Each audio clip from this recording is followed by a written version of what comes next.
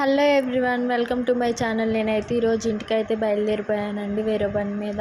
ఇంకా అలా వెళ్తూ ఇంక గుడికి వెళ్ళాలనిపించింది. మా కాలేజ్ ముందే ఉండిద్ది అనమాట. నేను ఎప్పుడు ఇంటికి వెళ్ళినా ఈ టెంపుల్కి అయితే విజిట్ చేస్తాను. నాకు చాలా ఇష్టం అందులో టెంపుల్కి వెళ్ళడం అంటే. అండ్ ఇంక కాళ్ళు కడుక్కోవడానికి అయితే ట్యాప్స్ దగ్గరికి వెళ్ళాను. ఇంకా కాళ్ళు వాష్ చేసుకొని కొన్ని వాటర్ తీసుకొని నెత్తి మీద అయితే చల్లుకోవడం నాకు అలవాటు. ఏ టెంపుల్కి వెళ్ళినా నేను అలానే చేస్తాను, మీరు కూడా అంతే కదా. అండ్ లోపలికి అయితే బయలుదేరిపోయాను అనమాట. ఫస్ట్ ఆంజనేయ స్వామిని దర్శించుకొని ఇంక గుళ్ళోకి వెళ్ళిపోయాను.